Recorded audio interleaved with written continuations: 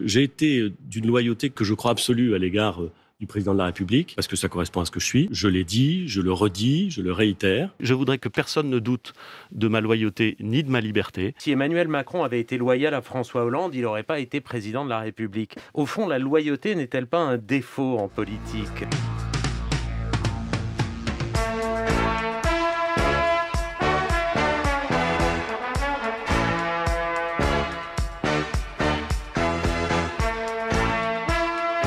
Je suis quelqu'un de profondément loyal. La loyauté.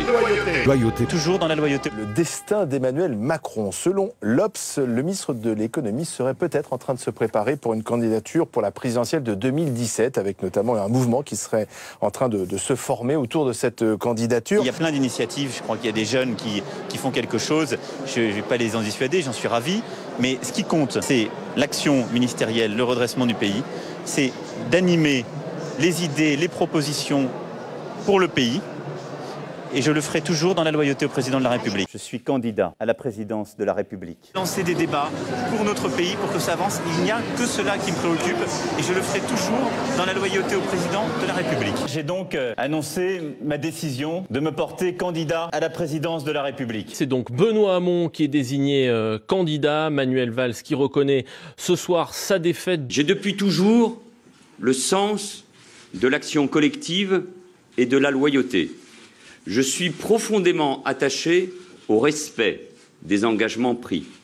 Benoît Hamon est désormais le candidat de notre famille politique. Voterez-vous pour Benoît Hamon le 23 avril? Non, j'ai depuis toujours le sens de la loyauté. Je voterai pour Emmanuel Macron. Les sondages disent, à 10 jours de la primaire, que Nicolas Sarkozy est toujours derrière Alain Juppé. Je suis écœuré de voir ceux qui hier étaient ministres et qui aujourd'hui passent leur temps à te critiquer. On flatte un jour et on plante des poignards dans le dos le lendemain.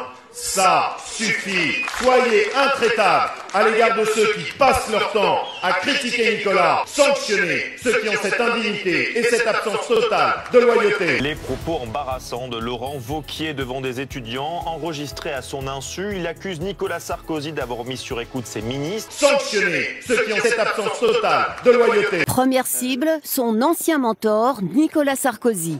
Laurent Wauquiez l'accuse d'avoir espionné ses propres ministres. Nicolas Sarkozy, il en était arrivé au point où il contrôlait les téléphones portables de ceux qui rentraient en conseil des ministères. Absence totale de loyauté. Il continue, il les mettait sur écoute pour pomper tous les mails, tous les textos et vérifier ce que chacun de ses ministres disait. Je suis écœuré de voir ceux qui hier étaient ministres et qui aujourd'hui passent leur temps à te critiquer. Comment voudriez-vous qu'on parle de vous, qu'une amie parle de Marine? En quels termes?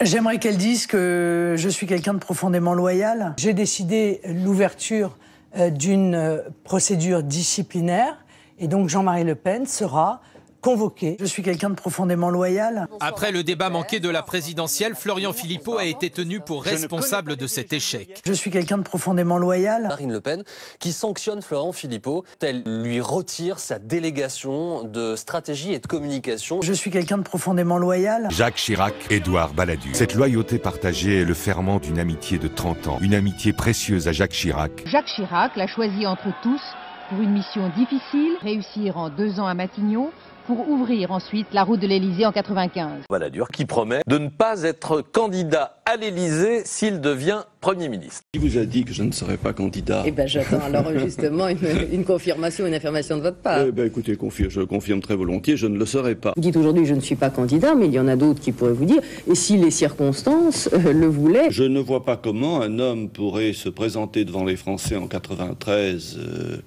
leur dire « je ne serai pas candidat dans 2 ans » et l'être.